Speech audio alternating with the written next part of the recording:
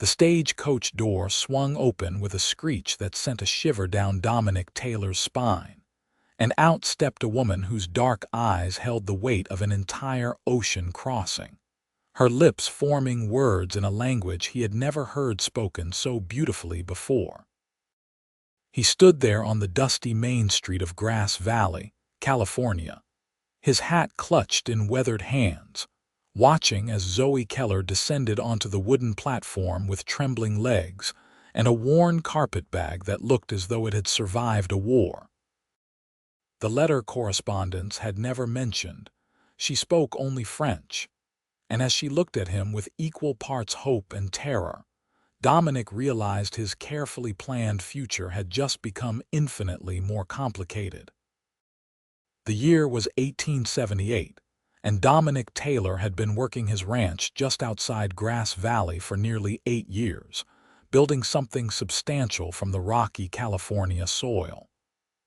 At 27, he had decided it was time to find a wife, someone to share the burden and joy of frontier life.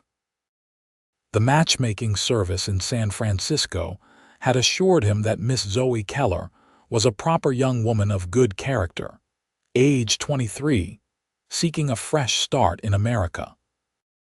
What they had failed to mention was that she had arrived from France only weeks before, barely processing through the immigration station before being shuffled westward to meet her intended husband. Zoey looked at the tall man before her, his sun-darkened skin and calloused hands marking him as someone who knew hard work.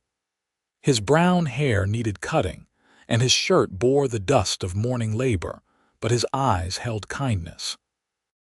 She tried to remember the few English words she had practiced on the ship, but fear stole them from her tongue. Instead, she managed only a soft greeting in her native language. "Bonjour, monsieur. Je suis Zoey Keller." Dominic's mouth opened, then closed again. Around them, curious townspeople had begun to gather, whispering behind raised hands.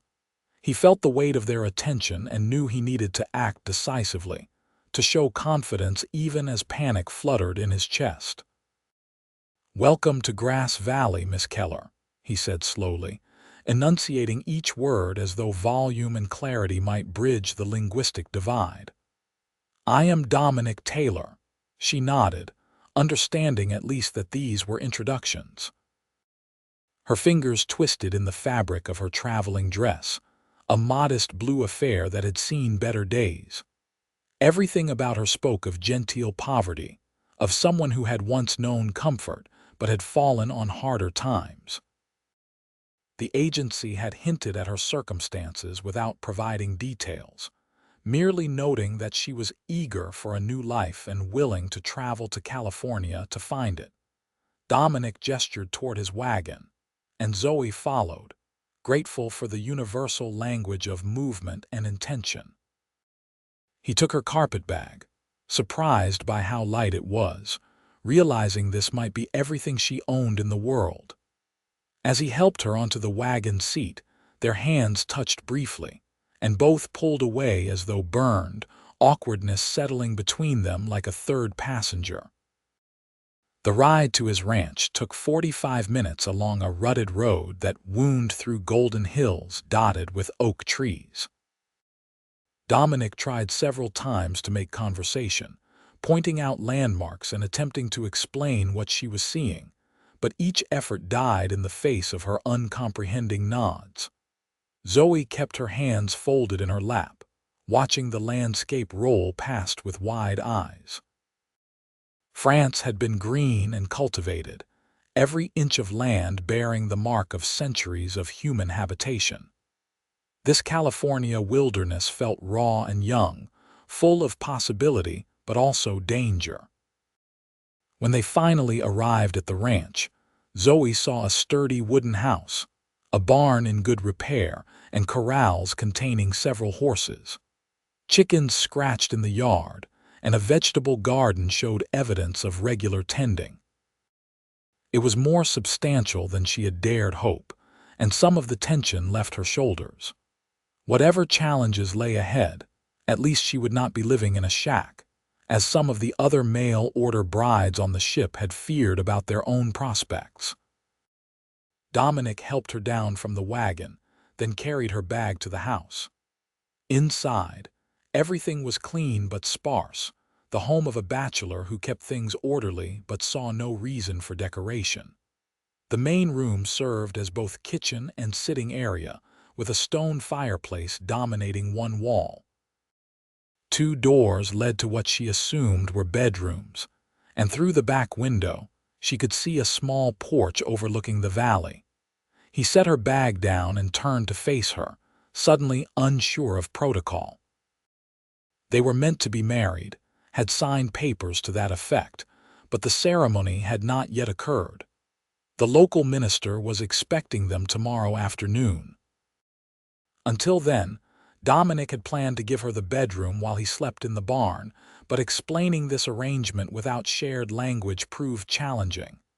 "You," he said, pointing at Zoey, then gesturing to one of the doors. "Sleep. Room."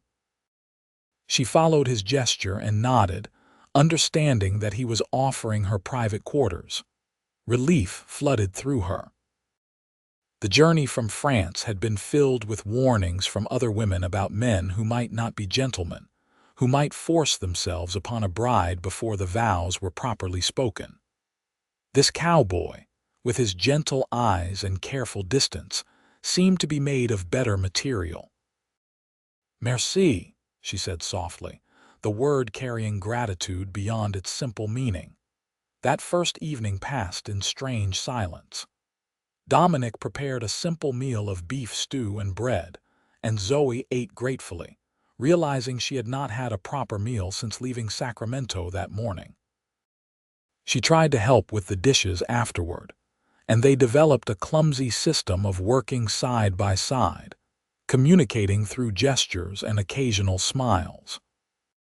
When darkness fell, Dominic lit several oil lamps, showed her where to find water for washing, and then excused himself, miming sleep and pointing toward the barn. Alone in the small bedroom, Zoey sat on the edge of the narrow bed and allowed herself to cry quietly. The enormity of what she had done, leaving everything familiar behind to marry a stranger in a strange land, crashed over her like a wave. But she had made her choice back in Paris when her father's debts had left her with no prospects and fewer options. The matchmaking service had seemed like a lifeline, a chance to escape poverty and scandal. Now she had to make the best of it, even if her husband could not understand a word she said. In the barn, Dominic lay in the hayloft, staring at the rafters and wondering what he had gotten himself into. He had expected challenges, certainly, but he had assumed they would be able to communicate, to build understanding through conversation. How were they supposed to become husband and wife, true partners, if they could not share their thoughts and feelings? The question kept him awake long into the night. The next morning, Zoey woke to find Dominic had already been up for hours. Fresh eggs sat on the kitchen table along with bread and butter, and coffee steamed in a pot over the fire. She prepared a simple breakfast, and they ate together in that same careful silence. Afterward, Dominic indicated she should dress in her best clothes. Today was the wedding. The ceremony at the small church in Grass Valley was mercifully brief.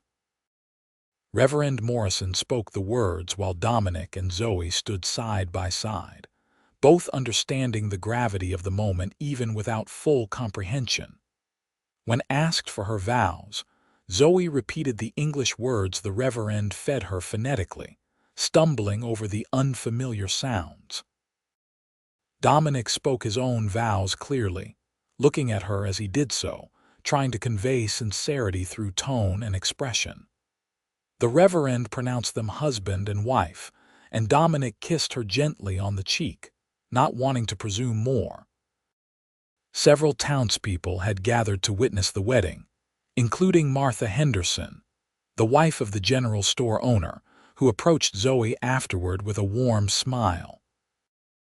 Martha had heard about the French bride and had taken it upon herself to learn a few phrases from a book her son had studied in school. Bienvenue, Martha said carefully, her accent atrocious but her intention clear. Welcome. Zoe's face lit up at hearing her language, however badly spoken. Vous parlez français. You speak French, Martha shook her head ruefully and replied in English. Only a few words, I am afraid, but I wanted you to know you have a friend here. Though Zoe did not understand all the words, she understood the sentiment and gratitude swelled in her chest. Martha pressed a basket into her hands, filled with preserves and fresh bread, a wedding gift. Several other women followed suit, offering small tokens of welcome. Their gestures spoke louder than any words could, and Zoe felt the first stirring of hope that she might find community here despite the language barrier. Back at the ranch that evening, the reality of their situation settled over both Dominic and Zoe. They were married now, legally bound but still strangers. Dominic had moved his belongings into the second bedroom, but the air between them remained charged with uncertainty. That night, they each retired to separate rooms, both lying awake, wondering what the future held. The following days fell into a pattern. Dominic rose before dawn to tend the animals and work the land. Zoe took over the household duties, cooking and cleaning, tending the vegetable garden, caring for the chickens. They moved around each other like dancers learning new steps, occasionally colliding, more often simply existing in parallel. But something was missing, and both felt the absence keenly. Dominic began to realize that if this marriage was going to be more than a practical arrangement, if they were going to build something real together, he needed to find a way to communicate with his wife. The thought came to him one evening as he watched her humming while she worked, a French melody he did not recognize. She had a beautiful voice, he realized, soft and pure. He wanted to know what she was singing about, wanted to understand the words that brought such a peaceful expression to her face. The next time Dominic went to town for supplies, he sought out Martha Henderson at the general store. She was weighing out flour for another customer but smiled when she saw him. "How is married life treating you, Dominic?" she asked. "Well enough, I suppose," he replied, twisting his hat in his hands. "But Martha, I need your help. Do you still have that French book your son used?" Martha's expression softened with understanding. "You want to learn her language?" "I need to," Dominic said simply. "We cannot build a life together if we cannot talk to each other. Every day that passes with this wall between us feels wrong." Martha disappeared into the back room and returned with a worn textbook. Robert studied this for 2 years before deciding French was not his calling. "You are welcome to borrow it as long as you need." Dominic accepted the book gratefully, tucking it carefully into his saddlebag. That evening after dinner, he pulled it out at the table. Zoe, who had been mending one of his shirts, looked up in surprise when she saw the familiar script on the cover. "Français," she said, pointing at the book, her eyes wide. Dominic nodded and opened to the first page, attempting to pronounce the words he found there. His accent was terrible, and the sounds felt strange in his mouth, but he persisted. Zoe watched for a moment, then slowly moved to sit beside him. She pointed to the word he had been trying to say and pronounced it correctly, then gestured for him to try again. "Bonjour," he attempted, trying to imitate her. "Bonjour," she corrected gently, her lips curving into a small smile. They worked like this for an hour, Zoe patiently correcting his pronunciation, Dominic stubbornly repeating each word until he could approximate the proper sound. It was slow, frustrating work, but for the first time since her arrival, they were truly working together toward a shared goal. This became their new evening routine. After the day's work was done and dinner cleared away, they sat together at the table, the French textbook between them. Dominic proved to be a determined student, if not always a quick one. He carried a small notebook in his pocket, jotting down words throughout the day that he wanted to learn, things he needed to say to Zoey, how to ask if she needed something from town, how to warn her about a snake in the garden, how to tell her the stew was delicious. Zoey, for her part, began picking up English words as well, listening carefully when Dominic spoke to his horses or cursed at a stubborn fence post. She learned the names of things around the ranch, pointing and asking, "Comment dit on en anglais? How do you say in English?" Dominic would tell her and she would repeat it, her accent charming even when she got it wrong. Weeks passed and slowly, painfully slowly, understanding began to develop. They could manage simple exchanges now, a mixture of French, English, and creative gesturing that somehow conveyed meaning. Dominic learned to say, "Did you sleep well?" in French, and every morning he asked, feeling absurdly pleased when Zoey smiled and answered. Zoey learned to ask about his work, whether the horses were well, if he needed anything. But beyond the practical, Dominic found himself wanting to say more. The textbook was limited, focused on formal French, the language of business and polite society.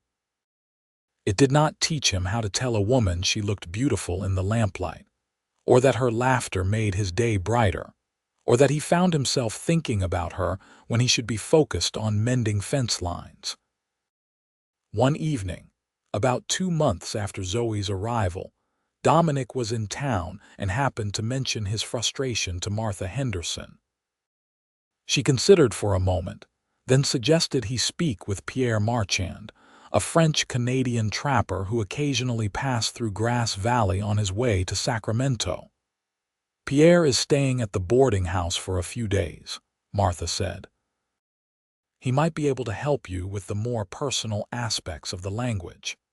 Dominic found Pierre that evening at the saloon, a weathered man in his 50s with a thick beard and shrewd eyes. When Dominic explained his situation, Pierre threw back his head and laughed, a booming sound that drew looks from the other patrons. "You want to learn to court your own wife? Mon ami, this is a new one for me." Despite his amusement, Pierre proved willing to help. He met with Dominic several times over the next few days, teaching him phrases that would never appear in any textbook. How to give a compliment, how to express affection, how to say the things that made a woman feel cherished. "The French, we understand romance," Pierre explained in his accented English. "It is not just the words but how you say them. You must speak from here." He tapped his chest over his heart. "Not just from here." He touched his head. Dominic practiced with Pierre until the older man was satisfied, then practiced alone while working, until the words felt natural on his tongue. He was terrified of getting it wrong, of saying something that sounded foolish or, worse, offensive. But the need to truly connect with Zoey outweighed his fear. The opportunity came one evening when they were sitting on the back porch, watching the sun set over the valley. The sky was ablaze with orange and purple, and Zoey had been quiet for a long time, her expression wistful. Dominic knew she was thinking of France, of the home and family she had left behind. He wanted to ease that sadness, to give her something to anchor her here in California with him. He took a deep breath and spoke in careful French, the words Pierre had taught him. "Zoey, tu es très belle ce soir." "You are very beautiful tonight." She turned to him, surprise evident on her face. They had been learning together for weeks, but this was different. This was not about asking for salt at the table or discussing the weather. This was personal, intimate. "Vous comprenez?" she asked softly. "Do you understand?" "JSA," he replied, his accent still thick but the words clear. "I am trying." Then switching to English because he needed her to understand fully. "I am trying to know you, Zoey, really know you. You are my wife, but we have been like strangers. I want that to change." Zoe studied his face in the fading light, seeing the sincerity there. She had been so lonely since arriving, trapped in a foreign land with no one to truly talk to. This man, her husband, had been kind and patient, but there had been a wall between them made of words they could not share. Now he was trying to tear that wall down, brick by brick, and the effort touched her deeply. "Je veux ça aussi," she said, then in halting English, "I want this also."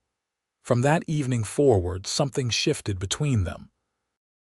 They were no longer just cohabiting out of obligation, but actively trying to build something together. Dominic continued his French lessons with renewed dedication, and Zoe worked equally hard at her English. But more than that, they began to share their histories, their hopes, their fears, in whatever language and manner they could manage. Zoe told Dominic about her childhood in Paris, about her mother who had died when she was 15, about her father's gambling debts that had consumed everything. She described the moment she realized she would either have to become some wealthy man's mistress or find another path entirely. The mail-order bride agency had seemed like an answer to a prayer, even though it meant leaving everything familiar behind.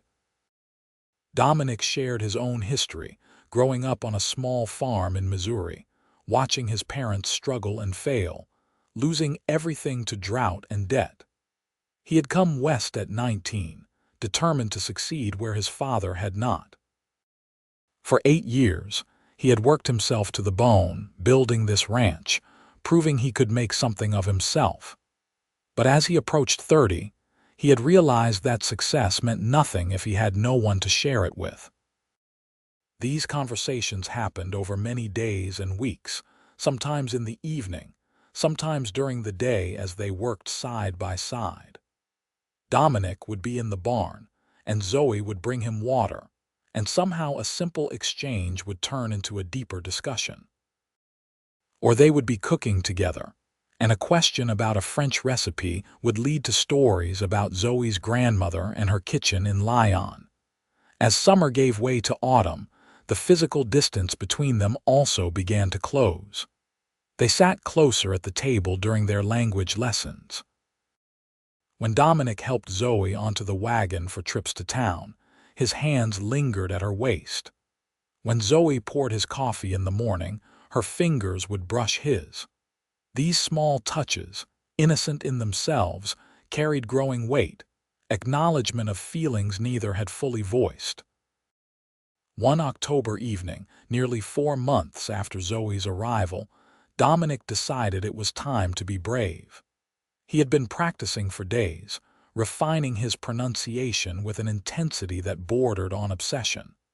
He found Zoe in the kitchen, putting away the last of the dinner dishes. She looked tired, he thought, but content, more relaxed than she had been in those early weeks. "Zoe," he said, and something in his tone made her turn fully toward him, giving him her complete attention. He stepped closer, close enough that he could see the flecks of amber in her dark eyes. Then, in French, he spoke words that had been living in his heart for weeks, waiting for the moment when he could express them properly. "Je pense toi toute la journée. Quand je travaille, quand je dors, tu es dans mes pensées. Tu n'es plus seulement mon épouse par les papiers. Tu es devenu importante pour mon cœur." I think about you all day. When I work, when I sleep, you are in my thoughts. You are no longer just my wife by papers. You have become important to my heart. Zoe's breath caught. She had noticed the way he looked at her lately, had felt the change between them, but hearing him speak such words in her language with such care and effort moved her profoundly. He had learned French not just to communicate basic needs, but to reach her heart, to speak to her in the language of her soul. "Dominic," she whispered, her eyes filling with tears. "Did I say it wrong?" he asked anxiously, switching to English. "Pierre helped me, but maybe I got the words confused." She shook her head quickly. "Non, it is perfect. You are perfect." Then, in English that had improved dramatically over the months, "I feel the same. You have been kind to me, patient. You work hard to understand me. No man has ever done such a thing." Dominic reached out slowly, giving her time to pull away if she wanted, and cupped her face gently with one calloused hand. "Can I kiss you? Really kiss you, not just on the cheek like at the wedding?" She breathed. "Yes." When their lips met, it was like coming home to a place neither had known they were seeking. The kiss was tender at first, tentative, then deepened as months of restrained attraction finally found release. When they finally pulled apart, both were breathless, and Dominic rested his forehead against hers. "Je t'aime," he whispered, hoping he had the phrase right. "I love you." "Je t'aime aussi," she replied, then in English, "I love you also." That night, Zoey did not retire to her separate bedroom.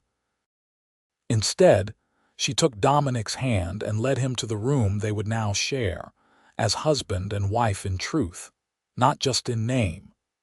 They came together with tenderness and passion, communicating in the universal language that needed no translation. Afterward, lying in each other's arms, Dominic whispered sweet words in French, everything Pierre had taught him and more that he had learned from books and from listening to Zoey. He told her she was beautiful, that she made him happy, that he wanted to build a life with her filled with love and children and laughter. Zoey responded in kind, mixing French and English, telling him he was a good man, that she felt safe with him, that she had been falling in love with him gradually since the day he first sat down with that textbook, determined to bridge the gap between them. The months that followed were the happiest Dominic had ever known. He and Zoey fell into a comfortable rhythm, working together to maintain the ranch, spending evenings teaching each other their languages, and nights exploring the growing passion between them. By the time winter arrived, they were communicating easily in a mixture of both tongues, sometimes starting a sentence in one language and finishing in another, understanding each other perfectly. Zoey became friends with several of the women in town, particularly Martha Henderson, who enjoyed hearing about life in Paris. Martha's acceptance helped others in the community warm to the French woman, though a few remained suspicious of anyone foreign. Dominic made it clear that anyone who disrespected his wife would not be welcome at their ranch, and his reputation as a fair but firm man ensured most kept their prejudices to themselves. In January of 1879, Zoey realized she was with child. She told Dominic one evening after dinner, speaking in French because the words felt more natural in her mother tongue for something so important. "Nous allons avoir un bébé," she said, watching his face carefully. "We are going to have a baby." Dominic's expression cycled through confusion, understanding, shock, and then pure joy in the span of seconds. "A baby, we are having a baby." "Yes," she confirmed, laughing at his excitement. He swept her into his arms, spinning her around before remembering himself and setting her down carefully, as though she might break. "Are you well? Do you need anything? Should you be sitting down?" His concern was endearing, and Zoey assured him she was fine, that women had been having babies since the beginning of time and she was strong. But Dominic fussed over her for the remainder of the evening, insisting she rest, bringing her water, adjusting pillows. Zoey allowed it, touched by his care. The pregnancy progressed smoothly through the winter and into spring. Dominic became even more protective, hiring a young man from town named Samuel to help with the heavier ranch work, so Zoey would not overexert herself. She protested that she was perfectly capable, but secretly she enjoyed being cherished. One afternoon in April, Martha Henderson came to visit, bringing fabric for baby clothes. She and Zoey sat on the porch, sewing and talking. Zoey's English had become quite good, though she still had an accent that charmed everyone who heard it. You seem happy, Martha observed, examining a tiny gown she was hemming. I am, Zoey replied honestly. When I come to America, I am so afraid. I think maybe I make a mistake, that I should have stayed in France and found another way. But now, she placed a hand on her rounded belly, now I cannot imagine being anywhere but here. Dominic is a good man, Martha said. When he first asked about that French book, I knew he truly cared for you. Not every man would put in that kind of effort. Zoey nodded, her eyes soft. He still practices, you know. Sometimes I hear him in the barn speaking French to the horses, trying to get the words just right. It makes me love him more, seeing how hard he tries. And your French has polished his rough edges, Martha noted with a smile.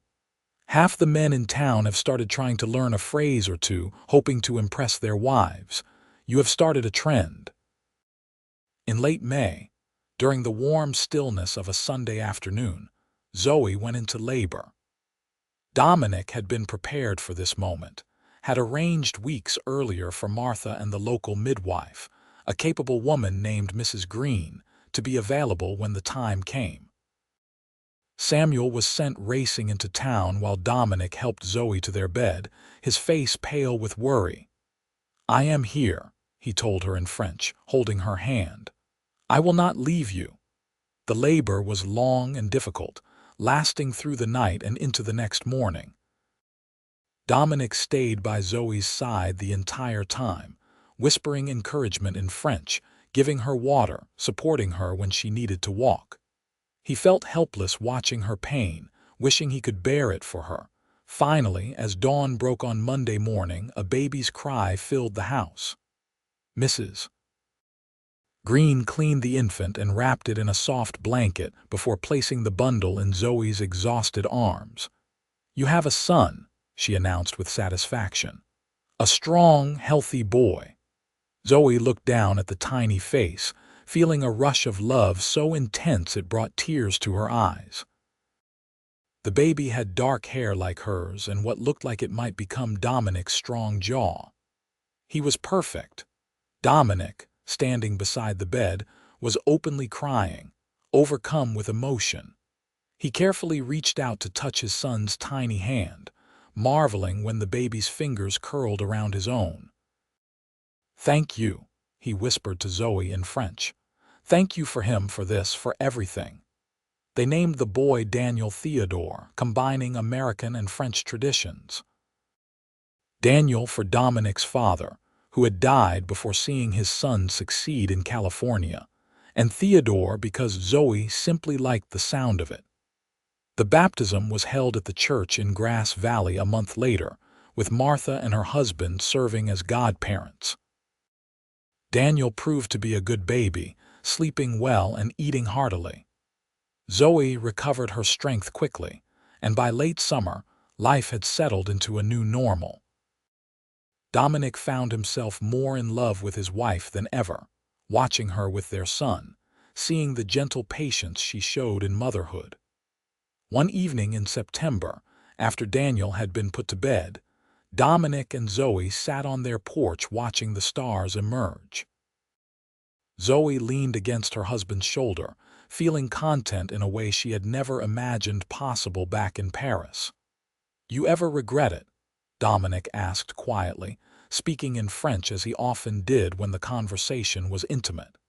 Coming here, marrying a stranger, leaving everything you knew. Zoey considered the question seriously before answering.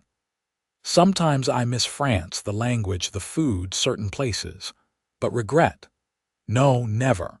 You gave me a home, Dominic. More than that, you gave me love. You worked so hard to understand me, to speak my language, to make me feel valued. How could I regret finding that? Dominic kissed the top of her head.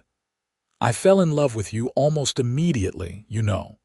That first week, watching you hum while you worked, seeing how you tried to make the best of such a strange situation. I knew I had to find a way to really know you, or I would regret it for the rest of my life. And now you know me, Zoey said softly. perhaps better than anyone ever has. They sat in comfortable silence for a while, listening to the night sounds of the ranch, the distant lowing of cattle, the chirp of crickets, the whisper of wind through the oak trees. Life continued its steady pace through the seasons. Daniel grew from infant to toddler, beginning to walk and then to talk. He spoke both English and French from the start, switching between them naturally as his parents did. Dominic had long since become fluent in French, though he still occasionally made mistakes that made Zoey laugh. She teased him about his Missouri accent, but always gently, with love. The ranch prospered under their combined efforts. Zoey's practical European sensibilities combined well with Dominic's American determination. They expanded the vegetable garden, improved the quality of their cattle herd, and even began raising sheep, something Zoey suggested based on practices from the French countryside. The wool provided additional income, and Zoey's connections with some of the other ranch wives led to a small cooperative that sold their goods in Sacramento. In the spring of 1881, Zoey became pregnant again. This pregnancy was easier than the first, and in December, she delivered a daughter they named Marguerite Catherine. Marguerite after Zoey's mother and Catherine because Dominic's mother had carried that name. Little Maggie, as they called her, had her father's brown hair and her mother's dark eyes, and she was doted on by her older brother Daniel, who at 2.5 took his role as big brother very seriously. As the 1880s progressed, the Taylor Ranch became known as one of the most successful operations in the Grass Valley area. More than that, it became known as a place where French and American cultures blended harmoniously. Dominic and Zoey often hosted dinners, inviting neighbors and friends, serving meals that combined Zoey's French recipes with traditional American fare. These gatherings became legendary for their warmth and good food, and many couples credited the Taylors with inspiring them to communicate better in their own marriages. Pierre Marchand, the French-Canadian trapper who had helped Dominic learn the language of romance, stopped by occasionally on his travels. He always claimed the best meal and brightest conversation could be found at the Taylor Ranch, and he delighted in seeing how the young couple he had helped had flourished. "You have done well, mon ami," Pierre told Dominic during one visit in 1884. Many men would have given up, would have expected the wife to do all the changing. But you met her halfway, learned her tongue, respected her heart. This is why you have such happiness. Dominic, now 33 and more weathered but also more content than in his youth, nodded thoughtfully. "Best decision I ever made was picking up that French book. It changed everything." By 1885, 7 years after Zoey's arrival, the Taylor family had grown to 4 children. After Maggie had come another son, Louis David, born in 1883, and then another daughter, Sophie Ann, born in early 1885. The house had been expanded to accommodate the growing family, with additional bedrooms and a larger kitchen. The children all spoke both languages fluently, switching between them without thought, and they knew stories from both American and French traditions.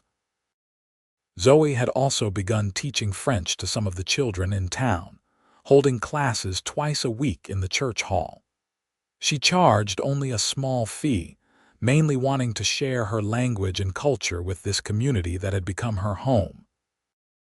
Her classes were popular, and she found joy in teaching, in preserving this piece of her heritage while embracing her American life. One evening in the late summer of 1885, Dominic found Zoey in the garden, taking a rare moment of quiet while the children played inside under the supervision of Samuel's wife, Margaret, who helped with the household now that the family had grown so large. The sun was setting, painting the sky in shades of rose and gold, and Zoey looked beautiful in the gentle light, Dominic came up behind her, wrapping his arms around her waist and resting his chin on her shoulder. "Do you remember our first evening here?" he asked in French, the language still his choice for intimate moments. "When we could not speak to each other, and I had no idea what to do with a French bride," Zoey laughed, leaning back against him. "I remember thinking you looked terrified but also kind. I thought maybe things would be acceptable, even if they would never be truly good.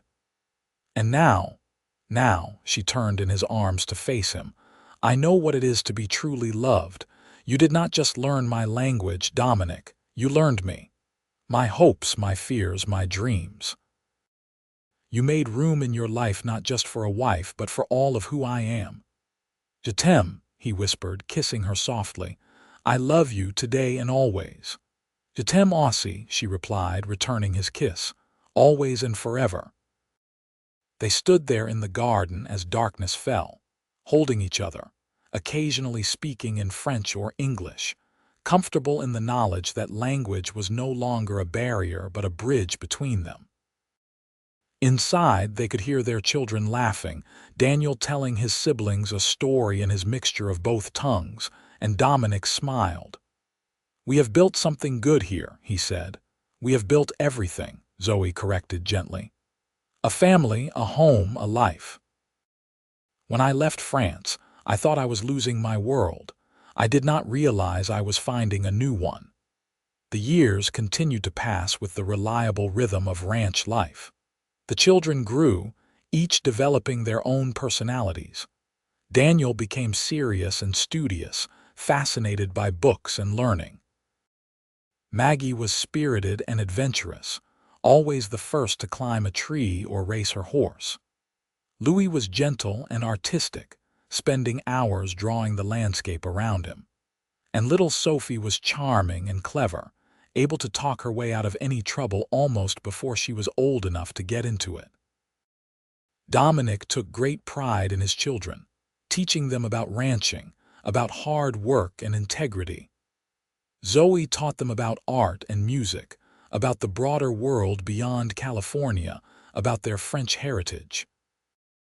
Together, they raised children who were confident in both cultures, able to move between the American present and the French past that had shaped their mother.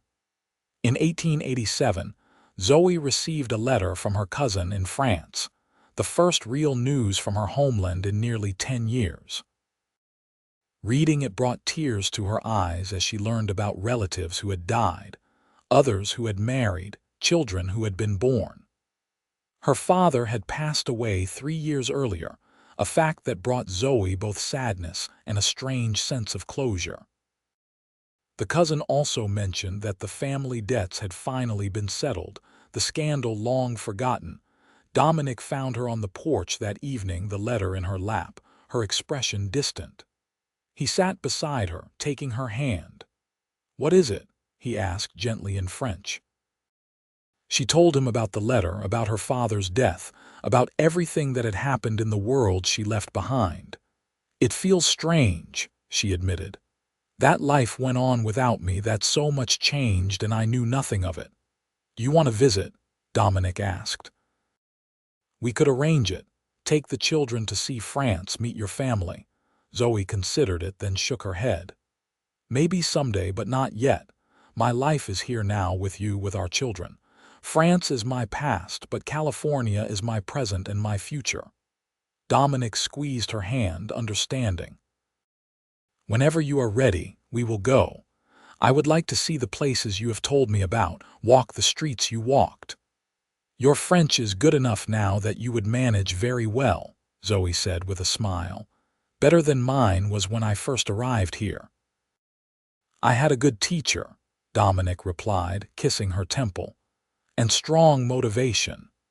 As the 1880s drew to a close, the Taylor Ranch was firmly established as one of the premier operations in Nevada County. Dominic had become a respected voice in local politics, advocating for better schools and infrastructure. Zoey's French classes had expanded to include adult education in the evenings, and she had even published a small cookbook combining French and American recipes that sold well in Sacramento and San Francisco. Their marriage, which had begun with such uncertainty, had become the foundation on which everything else was built. They still had disagreements occasionally, still faced challenges as any couple did, but they had learned to communicate through anything. The effort Dominic had made years ago to learn French had taught them both the value of truly understanding each other, of making the effort to see the world through another person's eyes.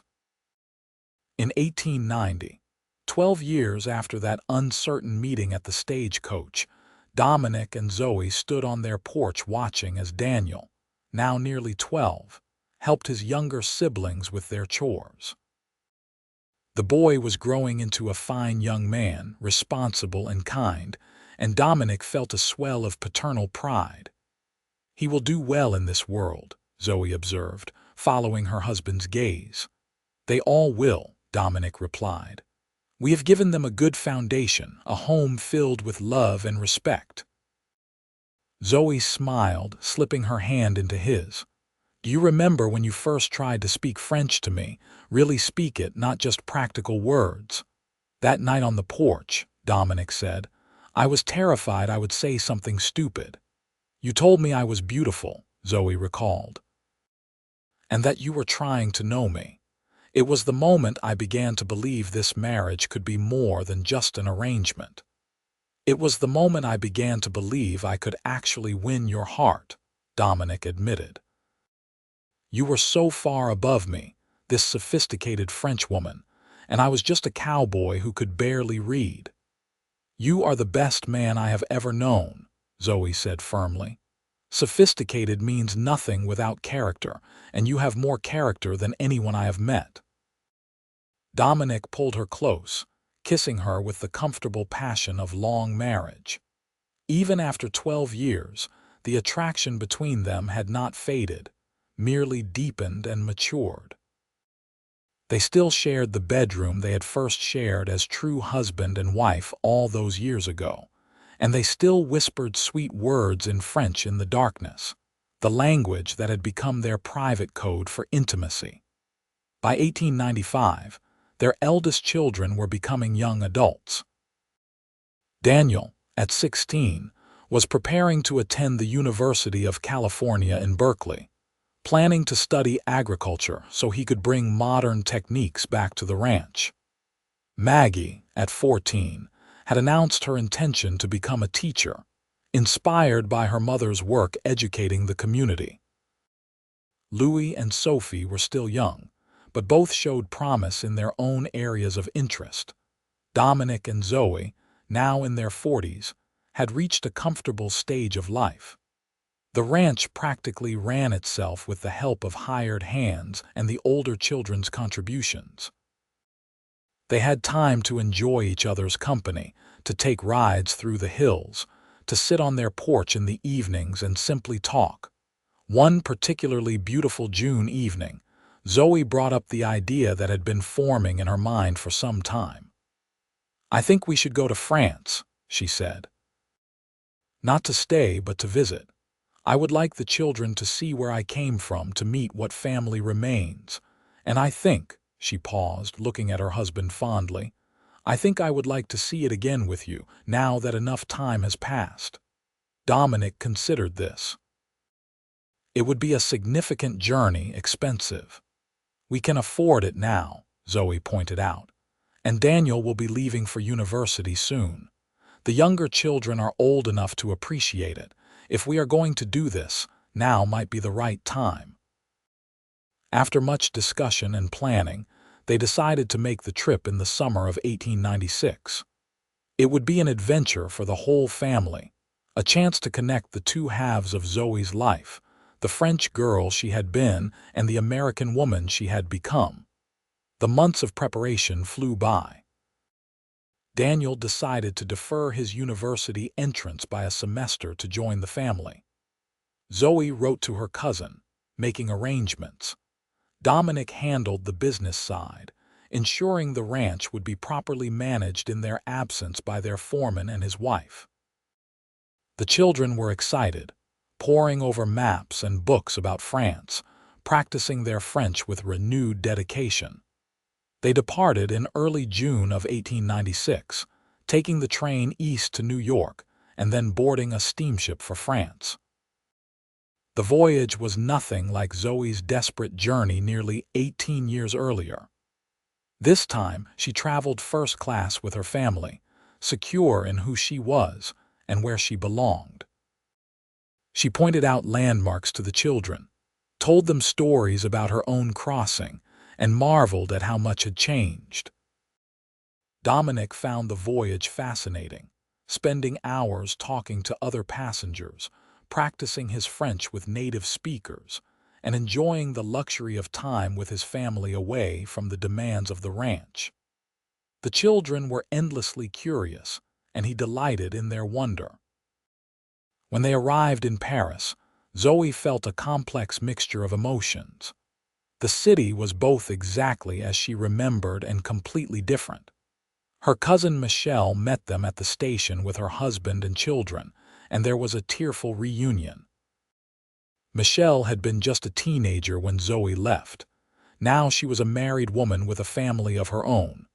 They spent 3 weeks in France, visiting Paris, Lyon, and the countryside. Zoe showed her family the apartment building where she had grown up, the churches she had attended, the markets she had known. Some places had changed beyond recognition, others seemed frozen in time. Her American children were fascinated by everything, comparing the old French ways to their California life, finding the differences entertaining and sometimes confusing. Dominic, with his fluent if American accented French, charmed Zoe's relatives. They had expected a rough cowboy, perhaps someone crude and uneducated. Instead, they found a well-spoken man who clearly adored his wife and children, who asked intelligent questions about French agriculture and culture, and who made sincere efforts to connect with his wife's heritage. One afternoon, Dominic and Zoe managed to slip away from the family gathering at Michelle's home. They walked along the Seine hand in hand, watching the boats drift past. "Thank you for bringing me here," Zoe said quietly. "I needed to see it again, to remember but also to realize how much I have changed." "How do you mean?" Dominic asked. "I was so young when I left," Zoe explained. "So afraid and uncertain, I thought of France as home and America as exile. But walking these streets now, I realize I am not French anymore, not entirely. I have become something new, something that combines both worlds." "You are American now," Dominic observed. "You became a citizen 5 years ago." "I am American," Zoe agreed. "But I am also still French in my heart in certain ways, and that is acceptable. You taught me that, Dominic. You never asked me to stop being French. You learned my language instead of insisting I forget it. You let our children grow up with both cultures.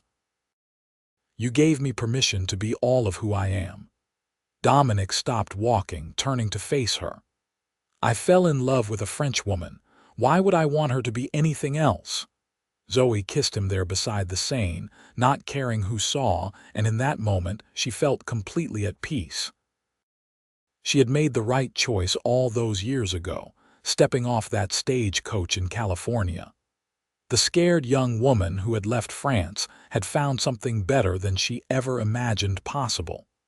After 3 weeks in France, the family began the journey home.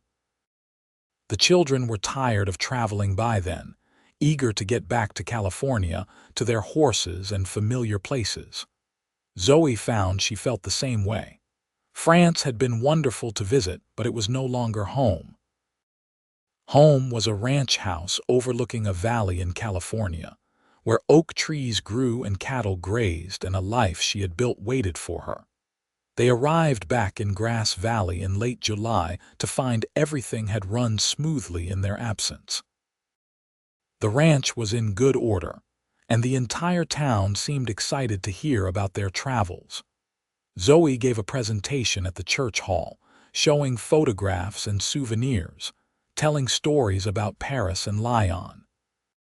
The children contributed their own observations, and the evening became a celebration of culture and community. Life resumed its familiar patterns, but something had shifted. The trip to France had brought closure to certain questions, had affirmed choices made long ago. Zoe threw herself into her work with renewed energy, expanding her French classes, writing more recipes, and involving herself in community projects. Dominic, too, seemed energized, making improvements to the ranch, trying new techniques he had learned about from French farmers. Daniel left for university that fall, and though Dominic and Zoe missed him, they were proud to see him pursuing his education. He came home for holidays and summers, bringing new ideas and perspectives. Maggie began teaching at the local school even before finishing her own education, showing a natural talent for working with children. Louis discovered a gift for carpentry, creating beautiful furniture that combined French and American styles. And Sophie, as she grew, revealed a head for business, helping her father with the ranch accounts and negotiations. The years from 1896 to 1900 were perhaps the most fulfilling of Dominic and Zoe's lives. Their children were thriving, their ranch was prosperous, and their community valued their contributions. They had achieved the dream Dominic had held when he first sent away for a mail-order bride, a full and rich life with a loving family at its center. As the new century dawned, Dominic was 49 and Zoe was 45. They sat on their porch on New Year's Day 1900, wrapped in blankets against the winter cold, watching the sun rise on a new era. 22 years, Zoe said softly, since I arrived here so frightened and alone. You were never truly alone, Dominic replied. Even that first day we were already becoming partners, even if we did not know it yet. Because you made the effort, Zoe said, squeezing his hand. Because you saw me, really saw me, not just as a woman who could cook and clean and give you children, but as a person with her own language and culture and value. You made me better, Dominic said simply. Everything good in my life comes from you. They sat in comfortable silence as the sun climbed higher, beginning a new day, a new year, a new century. Whatever challenges lay ahead, they would face them together, as they had faced everything for more than 2 decades. By 1905, all 4 children had established themselves in the world. Daniel had returned from university and taken over much of the ranch's daily operations, implementing new techniques that increased productivity. He had also married a lovely young woman named Elizabeth, and they lived in a new house on the ranch property. Maggie had become a respected teacher and married a fellow educator, moving to Sacramento but visiting frequently. Louis had opened a furniture shop in Grass Valley, his pieces sought after throughout the region. And Sophie, just 20, had announced her engagement to a young banker, a match that promised both happiness and prosperity. Dominic and Zoe found themselves entering the stage of life they had once seen their own parents occupy, that of elder generation, grandparents, advisors rather than primary actors.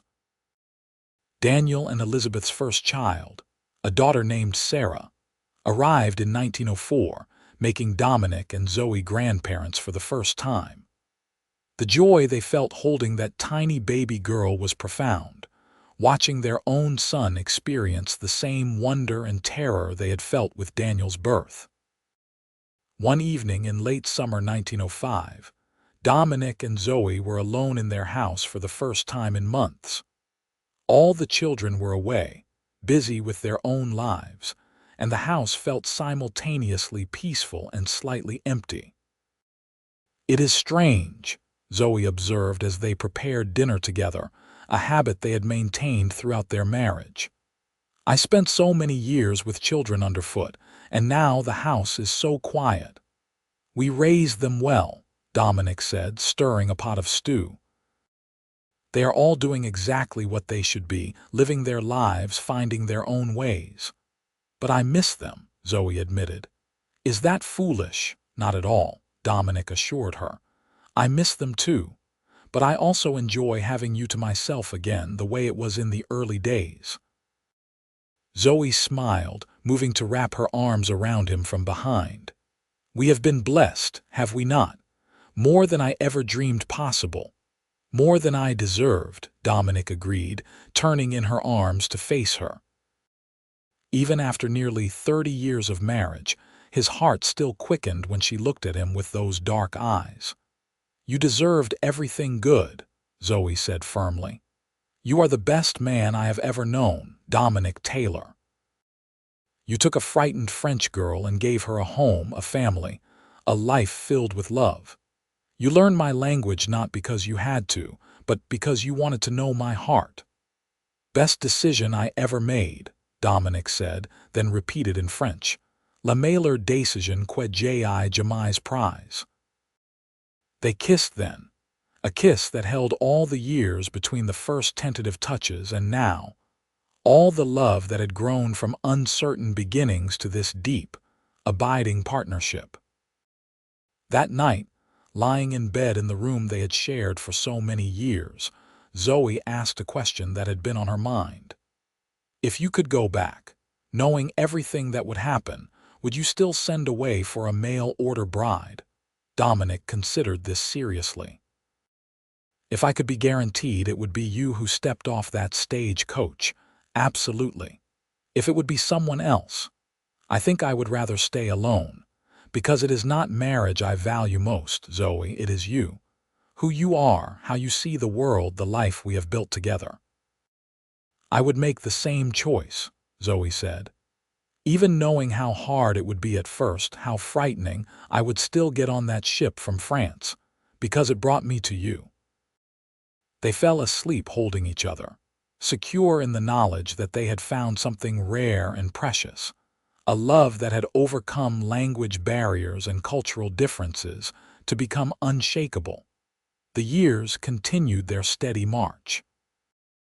By 1910, Dominic and Zoey were in their late 50s, officially retired from active ranch management though still involved in major decisions. They had 4 grandchildren by then, with another on the way, and spent much of their time doting on the little ones. Zoey still taught her French classes, though less frequently, and Dominic served on various community boards, lending his experience to the town's continued development. Grass Valley had grown significantly since 1878 when Zoey first arrived. The mining boom had brought prosperity and population, though the Taylors had stuck with ranching, which proved more sustainable in the long run. The town had electric lights now, telephones, automobiles beginning to appear on the streets. The world was changing rapidly, but some things remained constant. On a warm September evening in 1910, the entire Taylor family gathered at the ranch to celebrate Dominic and Zoey's 32nd anniversary. All 4 children were there with their families, along with friends from town, including Martha Henderson, now elderly but still sharp as ever. As the sun set and the party continued, Dominic pulled Zoey aside to the spot where they had stood so many times over the years, their favorite place on the back porch overlooking the valley. 32 years, he said, echoing her words from long ago. And I love you more today than I did then, which I would not have thought possible. Je t'aime, Zoey replied, the French word still her favorite way to express the deepest emotions. Always and forever, as we promised. Always and forever, Dominic agreed, kissing her gently. Behind them, they could hear their children and grandchildren, the multiple languages and generations blending together, the life they had created expanding beyond anything they could have imagined. All because a scared young woman had stepped off a stagecoach speaking only French, and a determined cowboy had decided to learn her language to whisper sweet words. As they stood together watching the stars emerge one by one, both Dominic and Zoey felt profound gratitude. They had built something lasting, not just a ranch or a family, but a legacy of love, communication, and respect. Their children and grandchildren would carry forward the lessons they had learned, the importance of seeing beyond surface differences to the heart beneath, the value of making the effort to truly understand another person. The evening air grew cool and eventually they rejoined the party, but the moment remained with them, crystallized in memory. Just one of thousands of such moments over 32 years, each one a thread in the tapestry of their life together. As the 1910s progressed, life entered its autumn phase for Dominic and Zoey. They were still healthy and active, but they could feel time's passage in aching joints on cold mornings and the need for afternoon rests. Their grandchildren were growing, the oldest beginning to show hints of the adults they would become. The ranch continued to prosper under Daniel's management, ensuring that future generations would have security. In 1915, the world erupted into war in Europe. Zoey followed the news with growing horror, seeing familiar place names attached to stories of destruction. France, her birthplace, was a battlefield. She wrote to her cousin Michelle, whose son was fighting in the trenches, and sent what money and supplies she could to help with the war effort. Dominic held her through many tearful nights as the war dragged on, year after terrible year. "I am glad we left when we did," Zoey said one evening. "If I had stayed, who knows what would have become of me, of us, of our children who might have been. They could have been soldiers in this horror." "But they are here," Dominic reminded her. "Safe in California, living good lives. You made the right choice all those years ago." When the war finally ended in 1918, Zoey wept again, this time in relief. Michelle's son had survived, though he bore scars both visible and invisible. The France Zoey had known was forever changed, just as she herself had been transformed by her time in America. By 1920, Dominic and Zoey were approaching 70, looking back on 42 years of marriage. They had seen their children settle into middle age, watched their grandchildren grow into young adults, and even welcomed the first of their great-grandchildren. The ranch had passed primarily into Daniel's hands, with contributions from the other children, and it continued to thrive. One morning in early spring, Dominic woke to find Zoey already dressed and standing at the bedroom window, looking out over the valley that had been her home for more than 4 decades. "What are you thinking about?" he asked, joining her at the window. "Everything," she replied, leaning into him. "Nothing. I was remembering my first morning here, waking up in that strange house, not knowing what my life would be. I could never have imagined this, all of it, everything we have built." "Do you have any regrets?" Dominic asked. Zoey thought carefully before answering. "I regret that I could not see my father one more time before he died, that I missed so much of my French family's lives. But as for my choice to come here, no, never. You gave me everything that matters, Dominic. Love, family, a home where I could be fully myself." "You gave me the same," Dominic replied, his voice rough with emotion. "I was so lonely before you came, even though I did not fully realize it. You filled my life with meaning and purpose beyond just surviving." They stood together in the morning light, two people who had started as strangers unable to communicate and had become one unit, perfectly in sync. Outside, they could hear their family beginning to stir, Daniel's voice calling instructions to ranch hands, children's laughter from the house Daniel and Elizabeth had built nearby. "We did well," Zoey said softly. "We did very well indeed," Dominic agreed. As they aged into their 70s, Dominic and Zoey remained inseparable. They took walks together every morning that weather permitted, moving more slowly than in their youth, but still enjoying the simple pleasure of each other's company. They sat on their porch every evening, talking, sometimes in English, sometimes in French, often in the mixture of both that had become their private language. In 1925, they celebrated their 47th anniversary surrounded by family. 6 grandchildren, 3 great-grandchildren, and all 4 of their own children gathered at the ranch for a party that lasted all day. Stories were told, old photographs examined, memories shared. Someone asked Dominic and Zoey for the secret to a long, happy marriage. Dominic and Zoey looked at each other, having a silent conversation in the way long married couples can. Then Zoey spoke. "The secret," she said in her still accented English, "is to see your partner as a whole person, not just as they relate to you." Dominic learned French not because he needed me to understand him, but because he wanted to understand me. That respect, that willingness to meet someone where they are, that is what builds a lasting bond. Dominic nodded, adding, "And you have to choose love every day. Some days it comes easy, some days you have to work at it. But if you make that choice, over and over, you build something that lasts." Their children and grandchildren listened, some understanding more than others, all recognizing that they were being given wisdom earned over decades of living and loving together. As the 1920s drew to a close, Dominic's health began to decline. He had lived a hard life, worked his body to its limits building the ranch, and time was catching up with him. By 1928, he was largely confined to the house, his breathing labored, his strength fading.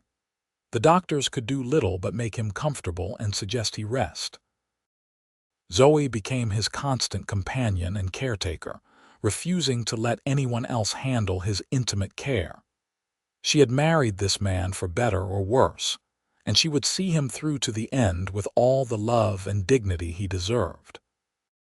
She read to him in French, the language that had brought them together, and he listened with his eyes closed, a small smile on his lips. One evening in late October 1928, as fall painted the valley in golds and reds, Dominic called his family together.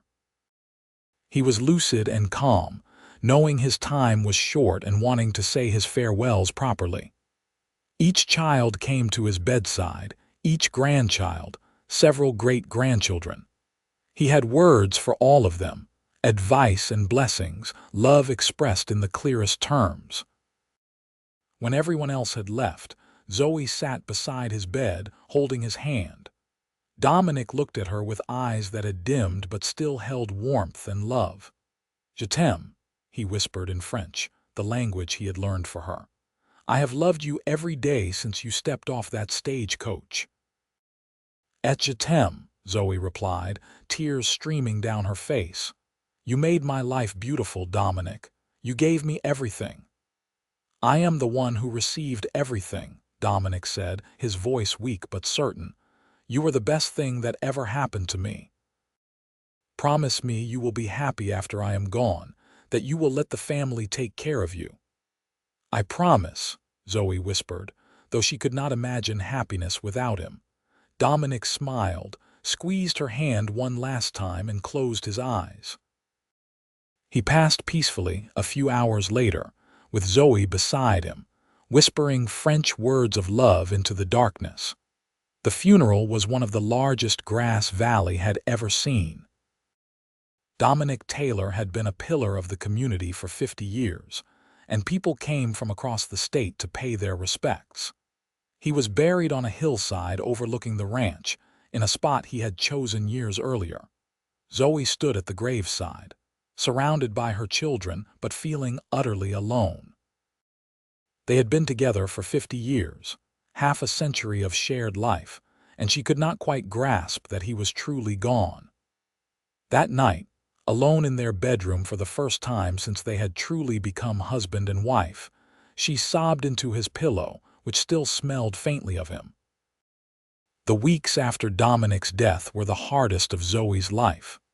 She moved through days mechanically, accepting condolences, managing the practicalities of widowhood, but feeling numb inside.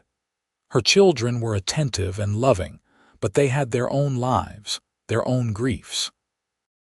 She was alone in a way she had not been since those early days in California, before she and Dominic had learned to communicate. One morning, about a month after the funeral, Zoey found herself sitting on the back porch, in the spot where she and Dominic had stood so many times over the years. The sun was rising over the valley, painting everything golden, and for the first time since his death, she felt something beyond numbness. She felt gratitude. She had been blessed beyond measure. A scared French girl had found love with a kind American cowboy who had cared enough to learn her language. They had built a life, raised a family, created something lasting. Dominic was gone, but everything they had made together remained. Their children, grandchildren, great-grandchildren, all of them carried forward the legacy of that original choice to really see each other, to make the effort to understand. Zoey began to heal slowly. She threw herself into her grandchildren and great-grandchildren, telling them stories about their grandfather, about France, about the early days in California when she and Dominic could barely speak to each other. She returned to teaching French with renewed purpose, wanting to share the language that had meant so much in her life. And she wrote, setting down the story of her marriage in both French and English, creating a record for future generations. The years passed. Zoey lived to see her great-grandchildren marry and have children of their own. She became a legend in Grass Valley, the French woman who had arrived speaking no English and had helped build one of the most successful ranches in the county. She was frequently asked to speak at events, to share her story, and she always spoke about the power of communication, the importance of meeting people where they are. On a spring morning in 1935, Zoey woke feeling weak. She was 81 years old, had lived 57 years since arriving in California. She called her children to her bedside, and they came quickly, recognizing the signs they had seen in their father 7 years earlier. "Maman," Maggie said, using the French word for mother that all the children still used. "What do you need?" "To tell you all one more time that I love you," Zoey said clearly, "and to say that I am ready. I have lived a good, full life.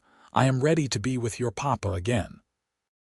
She asked them to bury her beside Dominic, in that spot overlooking the valley.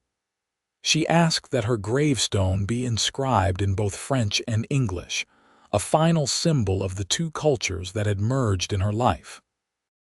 And she asked that someone read at her funeral a letter she had written, addressed to Dominic, telling him she would see him soon. That afternoon, with her children surrounding her bed, Zoey closed her eyes for the last time. Her final words, whispered so quietly that only Daniel, sitting closest, heard them clearly, were in French. "J'arrive, mon amour." "I am coming, my love." The funeral was as large as Dominic's had been. Zoey Taylor was remembered as a teacher, a businesswoman, a mother and grandmother, but most of all as a woman who had bridged two worlds with grace and courage. The letter to Dominic was read aloud, and there was not a dry eye in the church. "My dearest Dominic, I am coming to you soon. 50 years ago, I arrived in California, so afraid and alone, and you met me with kindness. You worked so hard to understand me, learning my language, seeing me as a whole person. You gave me a life beyond anything I could have imagined. We built something beautiful together, you and I. Our children, our ranch, our love. I am ready now to see you again, to tell you in person what I have told you every day of our marriage. Je t'aime. I love you today and always, in this life and the next. Wait for me, mon amour. I am coming home." Zoey was buried beside Dominic, and their shared gravestone bore inscriptions in both English and French, telling the story of a mail-order bride who spoke only French and a cowboy who learned her language to whisper sweet words. But it told more than that. It told of love that overcame barriers, of respect that bridged cultures, of a partnership that had lasted beyond death. The Taylor Ranch continued to prosper under the management of the next generations, and the family grew, spreading across California and beyond. But they never forgot the story of how it all began, with a stagecoach arrival and a determined cowboy with a French textbook. The story was told to every child, passed down as both history and lesson. That love requires effort, that understanding takes work, and that the willingness to meet someone where they are, to learn their language and their heart, can create something that lasts not just a lifetime, but for generations. In Grass Valley, the Taylor family became known not just for their successful ranch, but for their commitment to community, education, and cultural exchange. Zoey's French classes continued long after her death, taught first by Maggie and then by others she had trained. The family funded scholarships for students studying foreign languages, believing, as Dominic and Zoey had, that communication was the bridge to understanding.